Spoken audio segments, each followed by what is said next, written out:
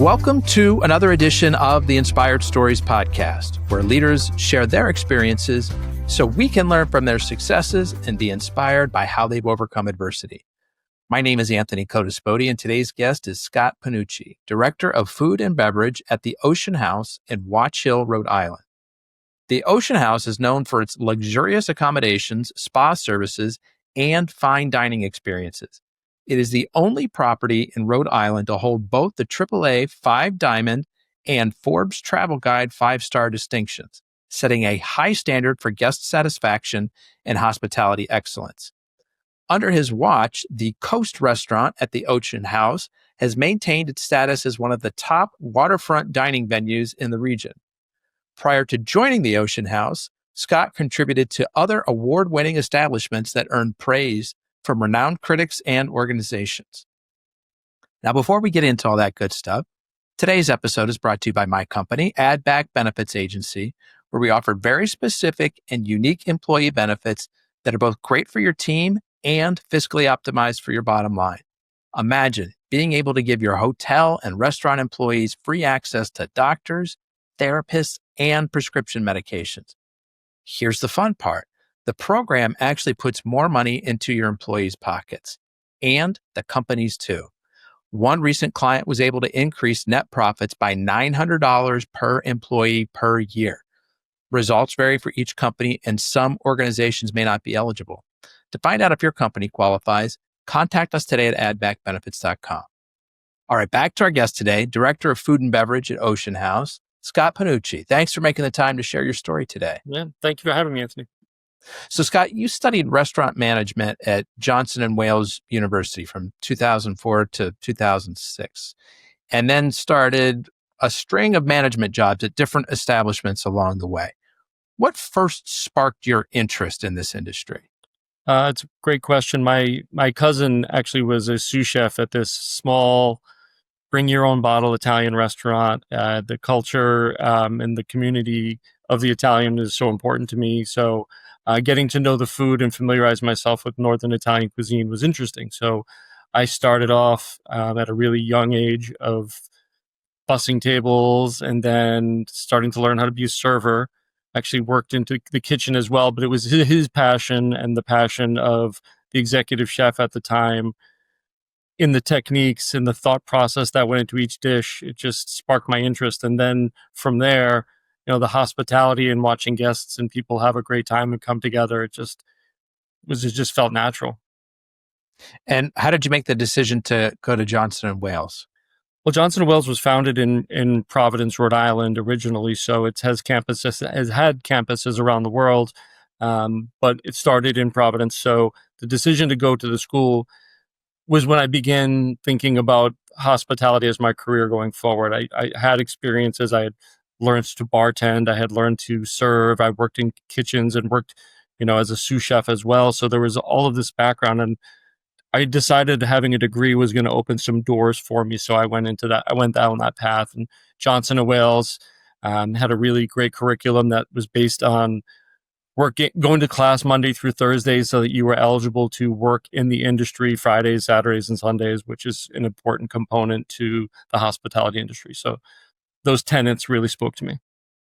So people outside of the hospitality industry are probably like, I've never heard of Johnson & Wales. They don't have a football team or a basketball team that, I've been able to see on TV, but it's very highly regarded in the field. What are some things that you picked up there during your education that maybe you wouldn't have just going right into the restaurant space and kind of working from the ground up there?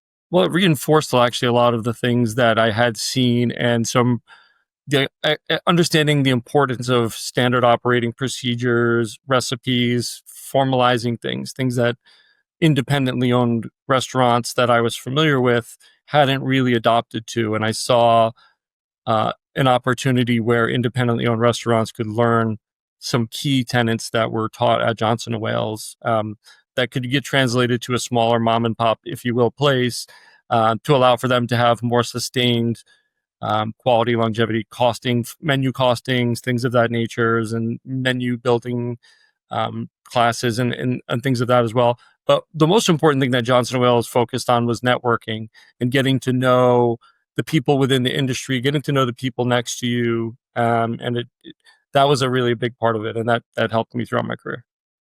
So networking mostly with the other students? Getting to know the students, but then also getting out in the community. Providence itself has a very dense population of restaurant owners, where corporate chains are not as prevalent. You know, the Capitol Grill, the original Capitol Grill, was started in Rhode Island, um, but it's a home of a lot of independently owned chefs, and so you getting out there and networking with people, you never know who your next business partner, boss is going to be, and that was something that Johnson and Wales really pushed you to go and do. Go get internships, go get a weekend job while studying, and diversify and get to know as many people as you can, because it's such a big network of people, but it gets smaller and smaller as you go further into the community. I want to take just a moment and talk about this importance of networking, because from my own personal experience, but also from the hundreds of guests that I've talked with, so many times it's who you know that ends up opening up a door for you down the road, right? Here's story after story about people who apply for dozens or hundreds of jobs and they can't get a call back. They can't get an interview, even when they're very well qualified for that position. But when somebody knows who you are, right? You've broken bread with them, you've sat down, you've had a laugh, you've shared some personal stories. That just changes the dynamic completely. Do you think about networking in the same way now that you did when you were back in school? Somewhat. I mean, I'm a personable person. I'll talk to someone in the grocery store just about the oranges or the broccoli, because that's just that's my personality. So I still think it is a really important thing. Not only our professional relationships, but our personal relationships as well. Haven't had the opportunity to have personal relationships develop into professional relationships over time. I think it's only grown, my ideas on networking and my view on networking. So it started off there at Johnson and Wales from a professional standpoint, and it's only grown since then. So for some people, they hear the word networking, it just feels icky, right? Why do you think that is? And how do you approach it in a way that doesn't feel that way? Well, I think if people aren't sincere, and if they're not completely connected with what they're doing in a professional networking, I could understand like that icky feeling that people might get. And I think that if you're not genuine and if you're not completely honest with yourself and who you want to be, and your communications with other people aren't straightforward and honest as well, I think that's where that ickiness might come from. If you're being a performative in your position or in your career, it might not feel natural. But for someone in hospitality who's been in this industry as long as I have, it's always just been such a natural thing for me. I'll love connecting with the vendors. Danny Meyer has the setting the table from Danny Meyer. It talks about getting to know everyone, getting to know your vendors, getting to know the person who delivers the seafood every day, getting to know the guests, getting to know your team, and that echoes with me. And I think that's networking, right? Like looking someone in the eye and having a genuine interaction with them and asking questions and waiting for a response. I think that if you're genuine in your intentions, you'll get more out of that networking, and it will be less transactional or gross, as you said. I appreciate everything you just said right there. A couple of key words I want to hone in on. Genuine and sincere were words that you repeated there a couple of times. And I think that's really the key to it, is not to go into it thinking that it's transactional. Mm-hmm. Like, what does this person have to offer me? What can I take from them? It's just be a human being, just Right. connect on a personal level. And maybe your paths cross again somewhere down the road. Maybe they don't. Maybe you guys end up developing a really good friendship. Maybe you don't. But just being a genuine human being in the moment, I think that's really sort of the pillar of what makes good networking work. I agree. And it makes it so much easier to do business or grab a coffee with someone or have a dinner. To break bread is exactly the way to say it. I think like if you can connect with someone and have that, it makes it so much easier to have a professional relationship with people because it's based on your personal relationship already. So, Scott, you've received recognition for your work at a number of other establishments, Jamestown Fish, Cook and Brown, Public House. As you look back on your previous experiences, what's the biggest lesson you learned earlier in your career that still guides you at Ocean House today? Uh, I think, I never stop pushing yourself to be great. Don't look at what other people are doing around you. Look at what the people you want to be like are doing. So look outside of your sphere. And this, growing up in Rhode Island, people will compare themselves to other restaurants within Rhode Island. And at Cook and Brown Public House in 2010, we opened on a shoestring budget with chef-owned concept, and we opened the doors and let it go, and we just did what we thought was right on a daily basis. And it we started comparing ourselves to the best restaurants in San Francisco at the time. We started comparing ourselves to the best bars in New York City, and we looked into Paris, and we weren't comparing ourselves to the person on the street or across town. We were trying to find inspiration from the best of the best, and we kind of took a why not us approach, and that approach has helped me throughout this whole career of mine, where I'm looking at greatness and excellence across the industry and trying to say, why can't I do that? And from a mom and pop 50-seat restaurant on Hope Street in Providence, Rhode Island, where we were Esquire magazine top new restaurants, James Beard semifinalists for best new restaurants, and then subsequently the years following, outstanding cocktail programs by James Beard for 2 years straight. It's why not me approach, and that like pushing yourself to be excellent. It's just, you just have to go for it. I love that, because I think that the biggest limiter for most people, myself included, is this gray space, but the 6 inches between my ears, because we tend to just think too small, and we think I could never do that. Like that person has some special ability, or they were born a certain way into a certain environment that gives them a leg up.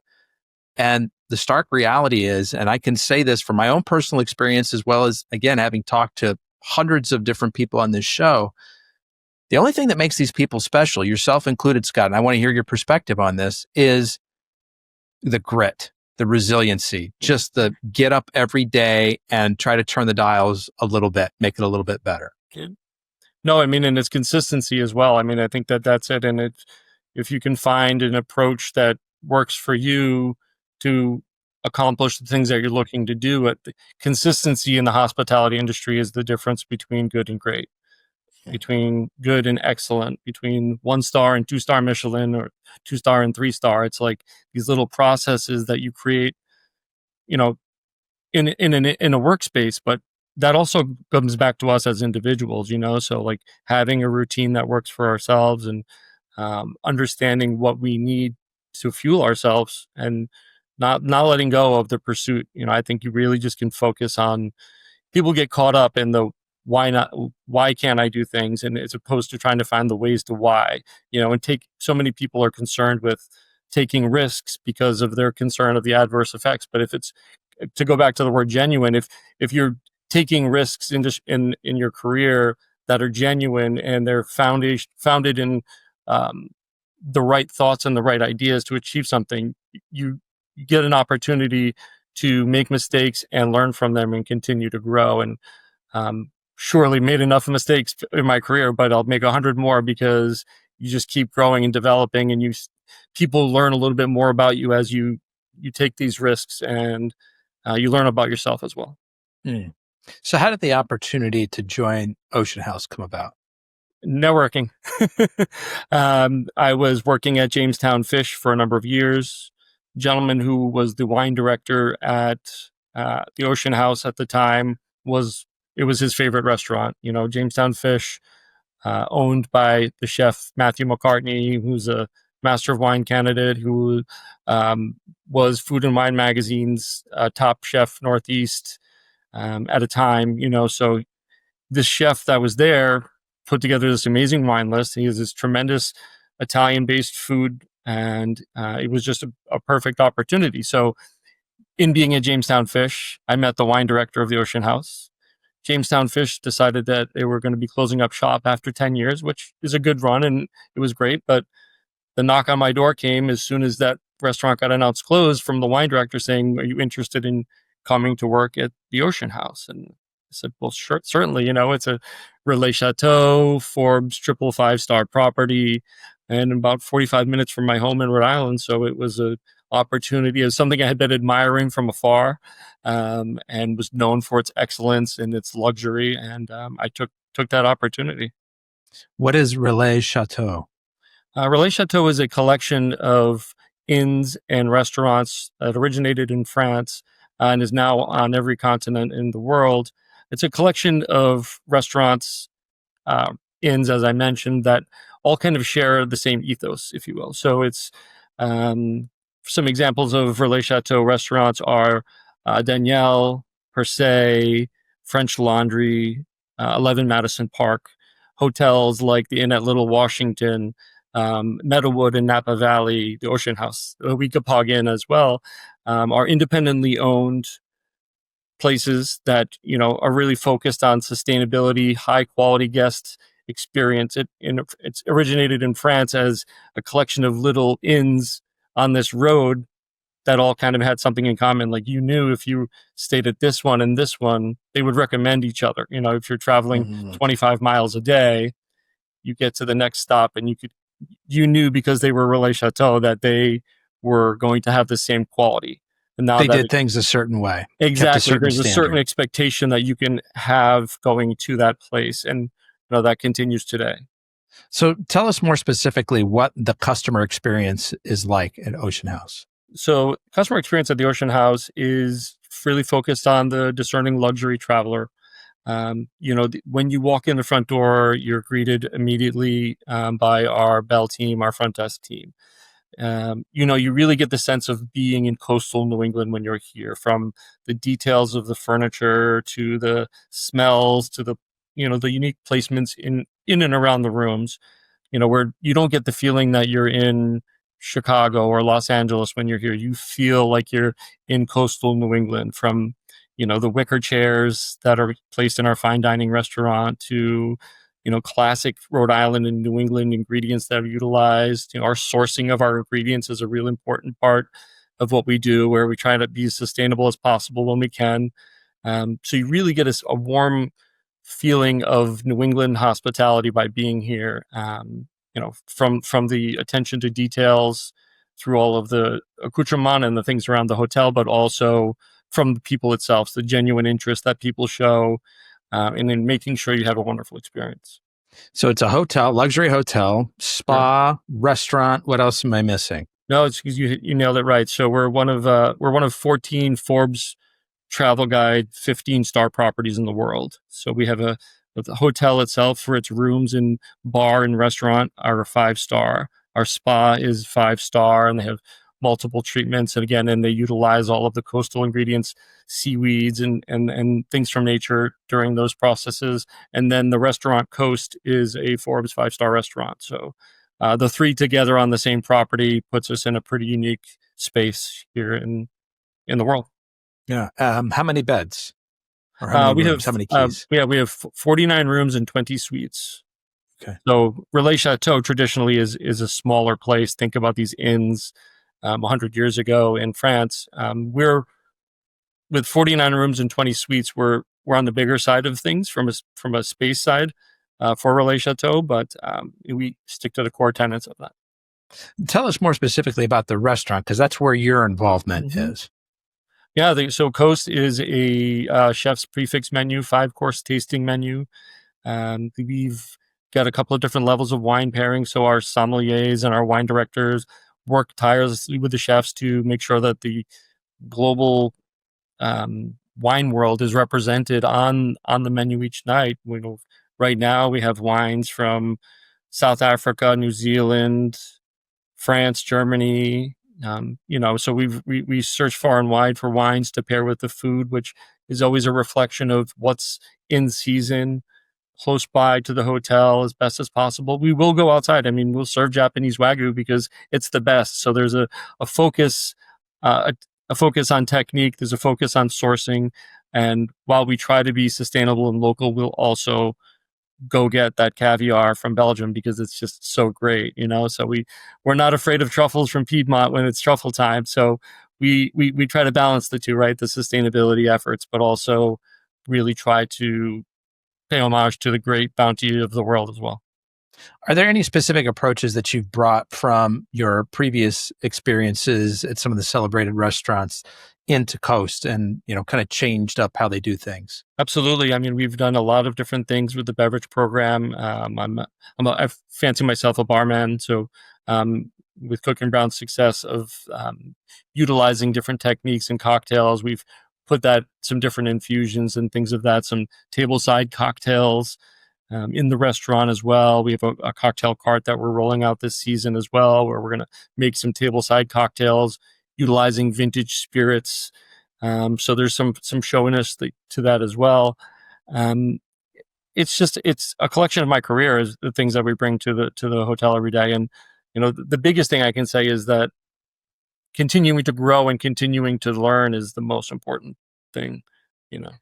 So when you talk about making cocktails tableside for the show aspect, the first thing I think about, because I'm an old guy, was that 1980s cocktail movie with Tom Cruise. Is it that kind of thing, flipping things around your back, or what's it like? A little bit less than that. The idea is that we're coming by with a vintage cognac to make you a cocktail. We're coming by with a vintage gin or chartreuse, and it's fancy crystal and technique stirring and shaking if necessary as well with the cocktail. So just a more intimate, interactive thing with the guests, as opposed to sitting at your table and someone in another room makes the cocktail and brings it over to you. So it's just a little bit more bespoke and a little bit more of a dialogue with the person making the cocktail, as opposed to, see something on the list or pick something from your favorite bar at home and wait for someone to bring it to you. So a little more interactive. Okay. So you guys have received AAA 5 Diamond and Forbes 5-star ratings. Those sound really impressive. And I know that they are, but especially for folks who are outside the industry, they don't really have a sense of like what it takes to get those recognitions. I wonder if there's a little anecdote, a specific story that you might be able to share that really exemplifies what it takes to achieve and maintain these kinds of honors. Great question. Something that we've done in Coast, it's always been, we're actually shifting it a little bit currently, but something that we had done over the previous years was our bread service. So it was a homemade brioche bread at one time, and we had butter that came from a single cow, made butter exclusively for Coast. And it wasn't on any menu. It wasn't something that you knew where you were going to get. So after the second course would leave the table, it started a chain reaction, right? So there's a process that we built into the steps of service that once that food was cleared, the expediter knew that the bread had to be handed off with the butter to the person that cleared the table. While that's happening, someone in the dining room is putting down a selection of salts and peppers on the table, setting up with the plates and the butter knives. And now this is not on any menu anywhere, but the guest is seeing all of this happen. And as the person who cleared the table is coming back, they're picking up the bread and the butter, and the other person is finishing setting the table. And it's like a ballet where the person walks away from the table and the other person is arriving with this bread and to explain the salts that have been put out on the table as well. And they're underneath a flower. So it's like this little dance that we have kind of choreographed. And it's an example of one little process throughout an entire experience that makes these seamless transitions. And it's that type of coordination from both the culinary side, to have the bread in the window at the perfect time, to have the butter perfectly temped, the bread's just warm enough, the servers know exactly what to do at a time, and it's just a coordinated execution. So I've never worked in fine dining, but I love processes. And when I can kind of spot something that is being very well coordinated, I'm like, wow, especially in a busy environment like a restaurant. You guys notice this very choreographed dance because you're the ones having to architect it and follow it. I would assume that other people who come to dine in your restaurant who have hospitality experience would notice that. Do you think the average layperson recognizes the beauty of the dance that's going on there? I hope that they don't realize it until it's over.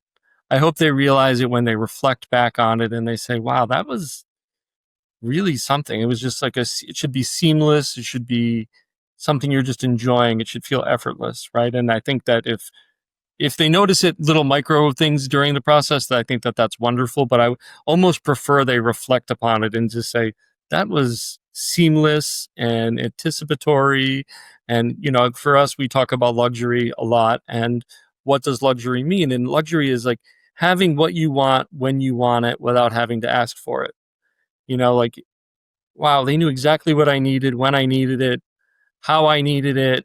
And I didn't have to tell them that was the process, that was the case, and I think if we can string together a series of those moments through dinner with exceptional food and wine pairings as well, I think that you really hopefully realize it at the end. You can just say, well, I just had a wonderful time and everything was that delicious. was just so wonderful. And you can't quite put your finger on why. You don't really understand what happened, but you just know it felt good. It felt effortless. You weren't ever left wondering what's next or what's going on. I think it's sort of like good technology. When technology works, it's sort of invisible. It's in the background. It's just doing its thing. Mm-hmm. When it's not, then you get frustrated and you're like, oh, the internet broke or, Zoom didn't work today, whatever it is.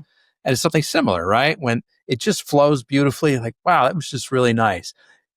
If it doesn't, you're like, man, I had to wait like 15 minutes for somebody to bring me a drink, or the bread never showed up, or it came out stale, or Exactly. And we talk about, you said you love processes, and I'm in total agreement. I guess we're a couple of nerds, but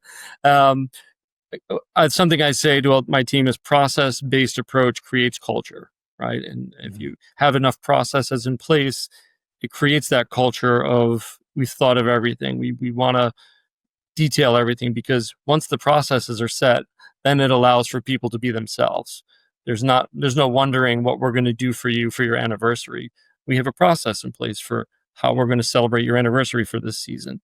Therefore, that allows for us to be more spontaneous in the moments, because we're not trying to come up with a way to make your anniversary or your birthday celebration acknowledged. We're thinking we already have something in place, and now we're taking an extra step to be able to make it even more special, to expand even further upon that.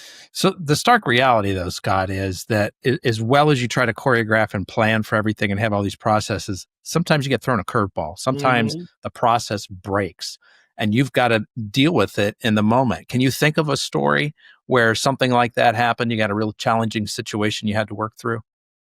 Nothing is coming to my mind immediately. I mean, any process is always going to get challenged in some way, shape, or form, and you think it's going to be I think it's going to go perfectly, and then all of a sudden it takes that one person with that great question, or that guest that just completely debunks all of your time and effort and energy that put into something. I think I can't think of any one specific thing, but I will say that it'll have that exactly what you just described will happen when you haven't revisited your processes. You haven't gone back and taken a second look at it, or a third or fourth look. You've kind of just are resting on the fact that it's been working, and you're not looking to tweak it or change it. So it's definitely happened, but nothing is coming immediately to my mind. How big is your team roughly that reports to you? Great question. So I oversee all the managers and directors on property.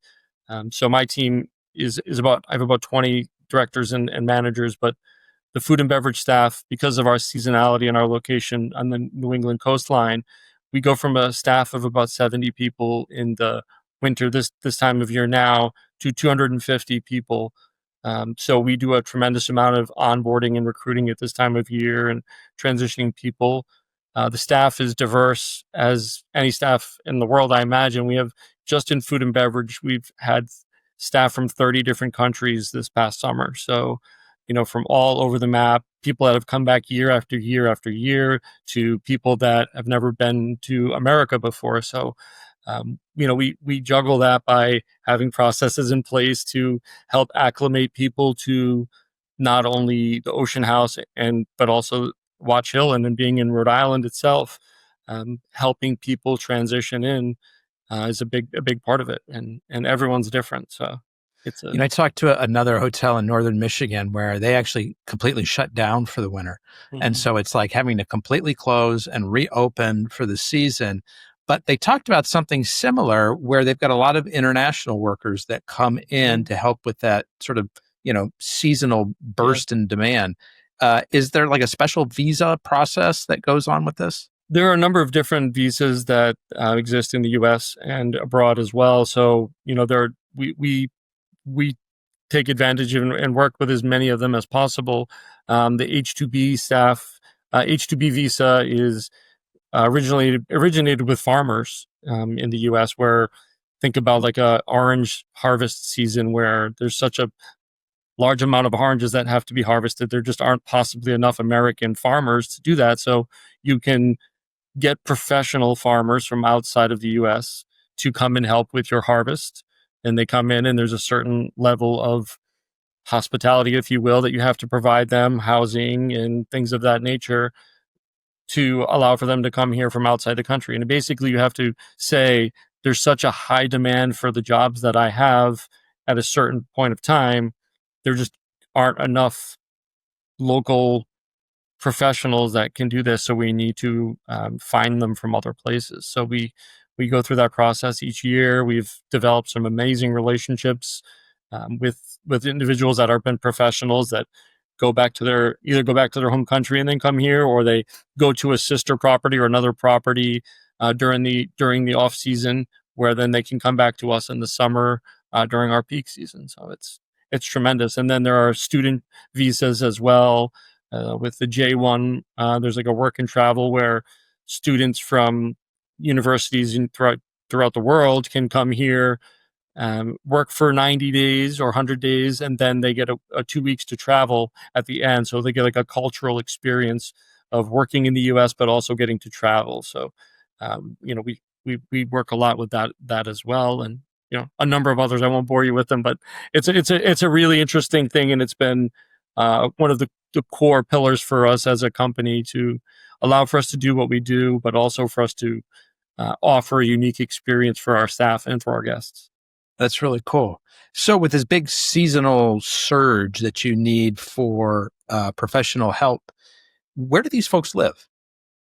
So fortunately, the Ocean House, our ownership has homes that purchased here within the community. No kidding. So we are able to offer housing to them. So it's a really unique situation that we've created for ourselves, where the ownership is so focused on delivering the highest quality luxury experience at the hotel, but also really have strived to be one of the best employers as well. So we've purchased apartment buildings, homes, multifamily homes throughout the community that allow for us to provide housing to our international staff and our year-round staff within the community. And that includes going to having a shuttle to come to their home and pick them up that the hotel provides, to picking them up at employee housing and dropping them off at work 10 minutes before their shift is supposed to start. So, during our recruiting process, we explain, you're coming here, but we're going to provide you housing. We're going to pick you up at housing. We're going to drop you off at work so you're on time. When you get here, they're going to have their uniform ready for them. We dry clean and have it prepared for them so they can look their best. We have a cafeteria that is complimentary so that they can come here and also dine and not have to worry about that. So many of the things that in the outside of what we provide are challenges, right? Where am I going to live? How am I going to get to work? How am I going to find time to clean my uniform to make sure I look the best? So we really focus as an employer on trying to provide all of the tools that we see as potential tripping blocks for our team, so that they can just come in with their positive attitude, be flexible, and really just can deliver the highest quality experience possible.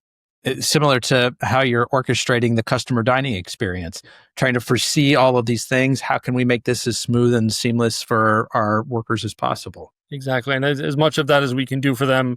And we try to improve upon it every year. We utilize Gallup for our surveys to get feedback on how we can improve. And just like the processes we were just discussing, I mean, we are always constantly looking at ourselves in the mirror and saying, we could have done this better. We could have done that better. And we utilize our time between seasons to try to have as much impact on improving not only the guest experience, but also for our staff as well. What's a recent improvement that you made for the staff experience that you're particularly proud of? Great question. Great question. So here's one that we did this year. We've always had an Employee of the Year, Leader of the Year awards. We do like a quarterly thing where people can be nominated for Employee of the Year, Leader of the Year. And up until this year, we had only done it for our year-round staff could be eligible for the win. So this year we shifted company-wide so that the staff that is here for our seasons as well can also be recognized. So we had 3 people who are here on different types of visas, but had such a significant impact that they were Employee of the Year. We have from different areas of the hotel these individuals, either their first year here or coming back year after year. So that was a really big thing because it makes the goal was to hopefully allow for everyone to feel as though they are a part of the team and the family. It's not just this person who is here 12 months of the year that could be eligible for that. It's not like a 2-class system. You're trying to break that. Exactly. Yeah. That was a real big goal, was to try to make everyone feel like they are just as important, whether they're here for 6 months or for every day. So that was a really big thing. And the employee party was great. Like it was just a positive attitude, and the people that won, that deserved to win as well, were recognized by their peers at the end of a very busy season. So I think that was one of the biggest things I'm proud of, is that we extended our appreciation to people that deserve to hear about it. Looking ahead, are there any exciting culinary trends or maybe guest-focused initiatives that you're exploring that you could talk about? We are just always constantly adjusting and improving things. I'm sitting in a room right now that is about to transition into the ceiling's going to have clouds hanging from it, and there's going to be a Christmas tree in here as we're opening up a hot chocolate cider pop up. Essentially, there's some retail that's going to be available as well. But we're always looking at ways to find things for the guests to do to enhance the guest experience, and so there's nothing trendy or anything about it. It's hot chocolate. It's cider. There's going to be some eggnog. We've got some great sponsors that we work with, so they're gonna have some rum with there, or some vodka or tequila with some of the drinks as well. And so I'm just excited that every day we're a place at the Ocean House where we're looking at the world as a whole. Like I said back in Cook and Brown, we're looking at what other great resorts around the world are doing, and we're looking at things that we're excited about and trying to determine what that is. It's a tricky time of year right now where we're out of the summertime, but we're into this busy holiday season. So a lot of the creativity starts after the new year, where we start to really dive in and what we want to do. January, February, and March are highly creative times of year for us. So we'll spend time traveling. We'll spend time dining and going other places to see things that we liked and experience different things. And we'll work with our relationship partners to visit some other properties and just to brainstorm, to collaborate, to network, to really give us an opportunity to see what other people are thinking and doing. Mm. And so your busy season starts again in what, like April, May? It's funny you say that. From a guest visiting the hotel standpoint, it's April, May, right around that Easter time. The first week of April this year is Easter, but I think that kind of starts like the kickoff for it, and then Mother's Day, really things start to get going busy, and we stay busy, for various reasons. But the weather in New England can be fickle. So sometimes it's 75 degrees in May, and sometimes it's 50 degrees in May. But the weather dictates a lot of how often and how much people will come. So June, July, August, and September are peak times for us. We really stay busy from May till October for sure. But the holidays we pick up quite a bit. And we enjoy some downtime, creative time in January, February. Yeah, it's good to have that. So Scott, you kind of worked your way through lots of different positions, different stops along the way. I'm curious how you think about the whole journey versus destination kind of thought process. Yeah, and then that's great. I mean, I think about all the jobs. I remember my first job I ever got was a dishwasher, and I worked a 40-hour work week. And I should have seen the writing on the wall then that you're going to be in this industry for some time. But it's all the things that I've learned that have actually allowed for me to be the leader I am today because of my time. I mentioned working in kitchens. I was a sous chef for a couple of years, and that was born out of curiosity for, I knew how to explain food, but I couldn't tangibly do it. Didn't understand it completely. So spending time working in a kitchen prepared me to be a better server. Learning how to bartend and learn wine helped me to become a more complete professional. And each step along the way has really guided me towards the next step. And it now allows for me to talk to chefs and professionals that work within the department for me, that I understand what their challenges are. I can look them in the eye. I know when they explain a difficult part of their job that they're having, I can relate to that. And I think the relatability is a big part of being a successful leader, like being able to be patient enough to hear someone out, understand what their challenges are. Um, it allows for you to connect and be a more effective leader. And had I not taken every baby step along the way through the process, and now I have the experience to be able to apply that. And I think that that's a big part of being an effective leader in the industry. Is it's not just numbers, it's not just smiling and shaking hands or anything like that. It's if you understand the processes for each position, you can effectively lead because of your experience. Mm. What kind of advice would you offer to people, sort of based on your own experience of, thinking about the value of all these steps that you've made along the way, and how that really has shaped and informed and made you better at the current role that you have? What advice would you give for other folks who are kind of coming up in their own hospitality career? I would encourage people to not take any challenge that comes your way for granted. Think about it, remember it, and communicate it with other people. Understand, try to understand if it's a challenge for you, is it a challenge for other people? Because if it's just a challenge for you, you can seek a way to get a solution to that through your peers, through your coworkers, or through someone else in the industry. If it's a challenge that everyone is having, then you can combine forces and come up with a solution together. And I think collaboration is a big part of that. So don't try to figure it out on your own. Um, if you're trying to overcome something and you can't seem to quite get there, I think it's important to let people know that, because although people may be concerned of a sign of weakness and they're trying to grow and trying to develop and they're not trying to show any weakness, it's actually being a bit vulnerable and speaking up at a time when you're trying to figure something out. That's what's going to allow for you to have not only a better understanding of how other people's approaches work, but also it's going to make you a reliable person to speak with those people as well. So Right. I agree 100%. And I'm going to ask you to be a little bit vulnerable now, Scott. Would love to hear about a big challenge that you've overcome in your life, how you got through it, and then what you learned and how you grew from it. Oh, yeah, that's a great question. While working here at the Ocean House, my daughter, I have a teenage daughter now, she came down with a illness, and we didn't quite know what it was. The doctors didn't know what it was, and the work that I do at the Ocean House has me here a number of hours a day, a number of hours a week. But all of a sudden, my wife and I were confronted with our daughter being sick, and we didn't know what it was. So I had to try to balance being this professional who was aspiring, and trying to come up with ways to be an effective leader while also all this uncertainty in my life. And during that time, I was trying to burn the candle on both ends. I was trying to carry the burden of the job while emotionally I was compromised. And it took me some time while I was going through the process to open up at work about what was going on for me. But I talked to my boss at the time, and she empathized with me and guided me through it and helped me understand that it's not weakness for me to step aside and take care of the things that I needed to do.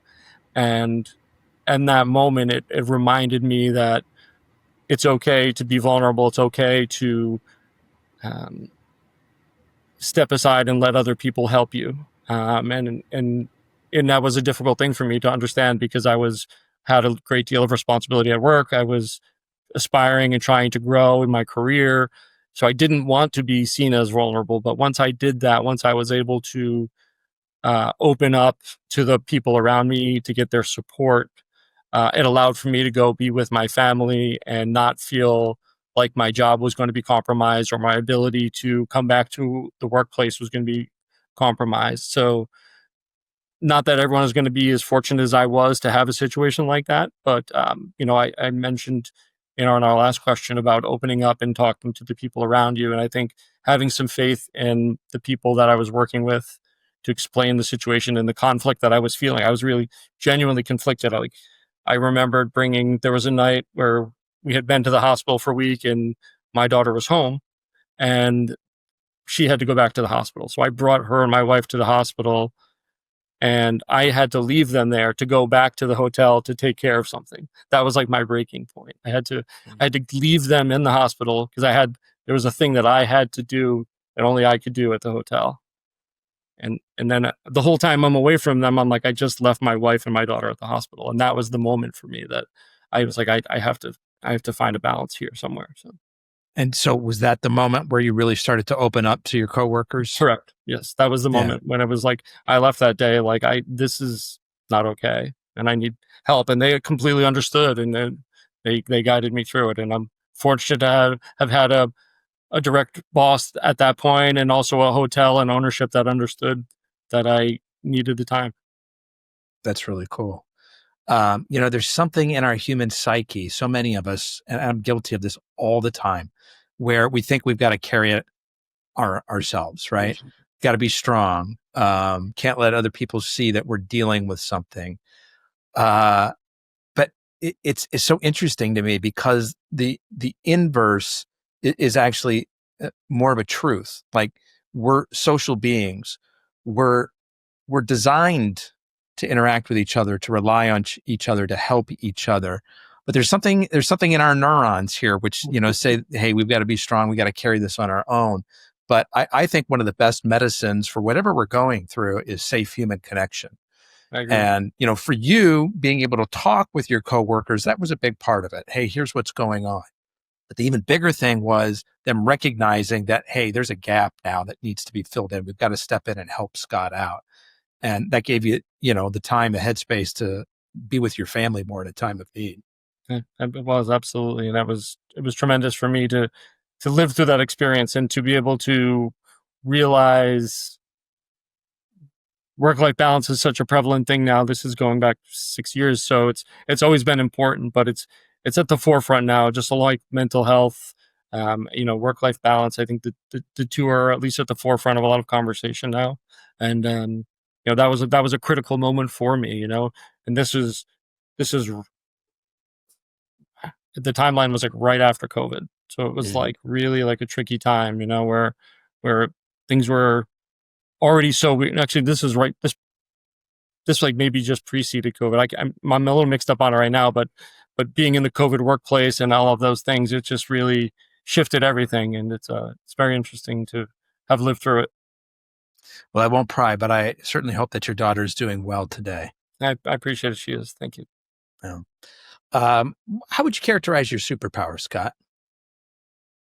Well, I think my superpower actually is just, I'm not sure how I'd characterize it. I could describe it, I think. And we've already kind of touched on it a bit. And I think that it has a lot to do for me with being able to connect with people, to understand people and to listen, remaining open to new ideas, remaining open to the fact that you might have a strong opinion on something, but you have to be open to change. You have to be not trying to win the conversation, not thinking that because you thought something was one way is the way it's going to be no matter what. So for me, I remain flexible. I remain malleable to the fact that I don't necessarily know what's right or wrong, and that other people are going to bring ideas to me. And it's benefited me tremendously, being open and communicating with different people. So I would say that flexibility has been really one of my biggest things, is to open and flexible, open-minded and flexible.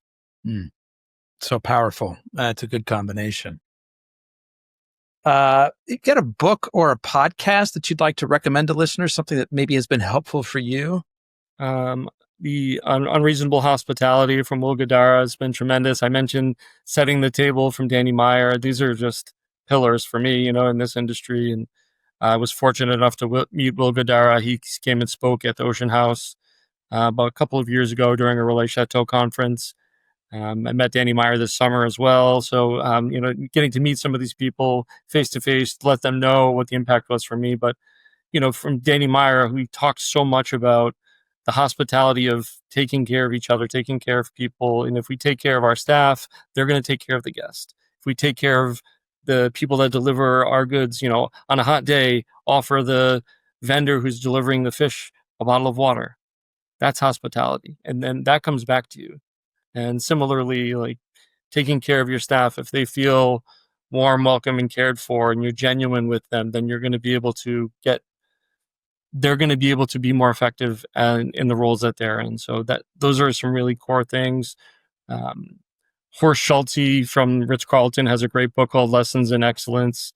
That's a tremendous book. He, is one like the godfather of the Ritz-Carlton. Tremendous man with, a lot of lessons that he taught.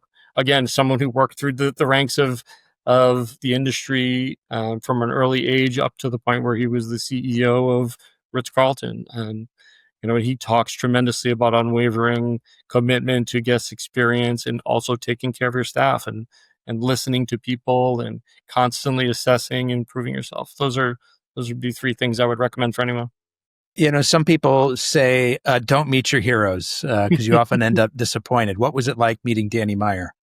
It was tremendous. He's a gentleman. We shared a lot of stories, and it was great because when we were introduced, he said, you're the director of restaurants at the time, and he's like, oh, you have a lot going on. You're a busy guy. It's like here's this person who's had such an incredible influence on me in my career, face to face with me, telling me like, wow, he showed respect for my position, and to hear that, it was wonderful, and getting to meet Will Guidara, similar, not as much as Danny Meyer, but I still have a tremendous amount of respect for what he's been able to do, and his perspective is amazing. And similarly, like, it's meeting these people that you admire from afar, and you realize you're not that far off from them, and they're just people that have done or are doing the same thing that you're trying to do. And I think we started off by talking about that, like, why not me mentality? Why can't I be the next Will Guidara or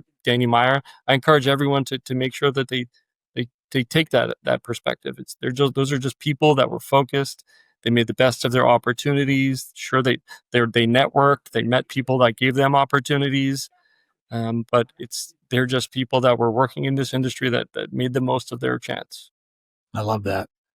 Scott, as you look to the future, are there any exciting changes that you see coming to the industry?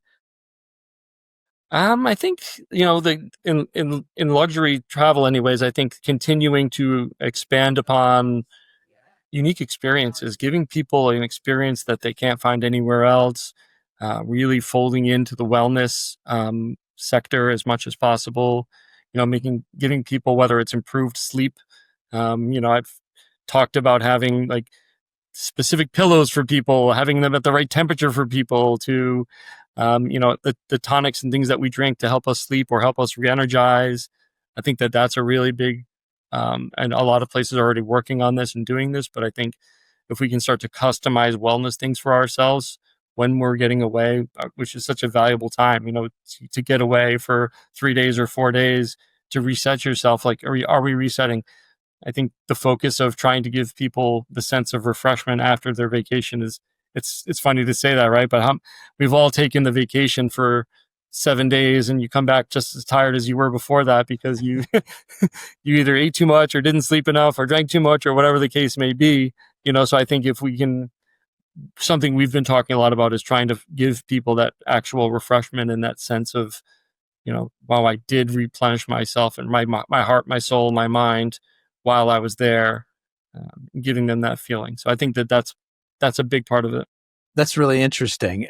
So does this mean like having melatonin bedside for them and maybe some B vitamins in the morning after, a couple of cocktails? I think it can mean all of that. I think it can be absolutely all of that. I think anticipating what people's needs are. I think that through communication, through the use of technology, you're able to kind of anticipate what people are looking for.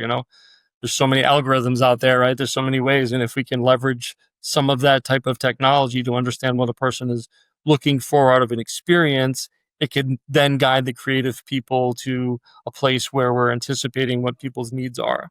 Like if you were here and we knew that you were flying to New Zealand tomorrow, you know, I wouldn't just treat it as nothing. I would want to make sure that you got a wake up call. I would want to make sure that you had the things that you needed to be sure that you traveled, right? So similarly, like if I knew you were taking a long flight like that, there might be some supplement type things that I could help you with because you're not going to be up and about moving around as much. There's just so many things that can be done to help people better off. Like if you're flying the next day after you leave here, there's so much you can do to help with your circulation. There's things that you can do to, if we take what we know about hospitality and the genuine care that we have for people, and we can somehow leverage technology to allow for us to anticipate what that could look like, I think that could really take it to the next level. It's like you've got the heart of a caring grandmother and you're layering in tech to be able to, I don't know, sort of marry the best of all these worlds. And no, it's taking true. care I of your mean, guests. and that's exactly what the hospitality industry is confronted with right now. I mean, so many people in the world are concerned about what technology means for their future and their careers. And here we are in hospitality, like someone's got to make the bed. Someone has to, explain the dish to you and so forth and so on. So there's so much that we can do in hospitality that can be expanded upon with the use of technology. And I think the genuine care and feeling that we want to give to people can be helped by that. So I'm looking forward to seeing how we can continue to focus on wellness for people, but also find ways for technology to help us get there as well. Scott, what's your favorite thing to do outside of work? I love live music. I love dining out, and it's just been travel. Travel is the best medicine for me. I love to see different cultures. I love to see what other chefs and restaurants are doing, from the mom and pop down the street to the Ritz-Carlton to the Waldorf Astoria. All of these places. I just love to be inspired by other people's creativity. Humans are amazing. And the things that people come up with it's inspiring. And I find inspiration in a lot of different ways, whether it's I notice a little thing or, admire the way someone did something. There's a, there's an experience I had as a restaurant. I was dining in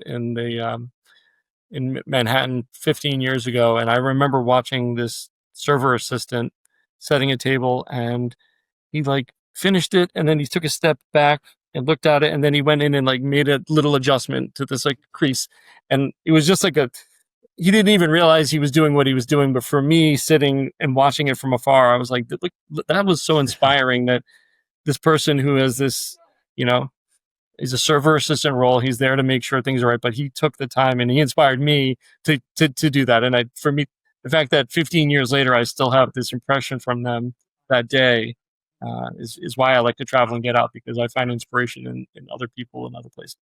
That's cool. Scott, I've just got one more question for you today, but before I ask it, I want to do 3 quick things. First of all, if you want to get in touch with Scott, you can find him on Instagram. His handle is at Scott Pinocci. That's SCOTTPINOCCI. We'll have that in the show notes. You can also search his name and Ocean House on LinkedIn to connect with him. And as a reminder, if you want to get more hotel and restaurant employees access to benefits that won't hurt them financially and carries a financial upside for your company, reach out to us at addbackbenefits.com. Finally, if you'll take just a moment to leave us a comment or a review on your favorite podcast app, hold a special place in my heart forever. Thank you. So last question for you, Scott. A year from now, you and I reconnect and you're celebrating a big thing. What's that big thing you hope to be celebrating 1 year from today? A year from today, I hope to be celebrating another triple 5-star for the Ocean House. Our sister property, the Weekapagan, is also 5 stars. So as a collection, we're 20-star collection for Forbes. Not that awards or anything like that is the most important thing, but we hope to be celebrating that because it means so much to so many people. There's all the time and work and energy and effort and dedication from my engineering team to my team in the laundry to the logistics people to the marketing people. It's a massive amount of individuals that pour their hard work and their heart and their soul into this. And if we're able to achieve our ultimate goal by doing those things, be happy to raise a toast with you. I look forward to that. Scott Pinocci from Ocean House, I want to be the first to thank you for sharing both your time and your story with us today. I really appreciate it. I appreciate you as well. Thank you so much, Anthony. Folks, that's a wrap on another episode of the Inspired Stories podcast. Thanks for learning with us today.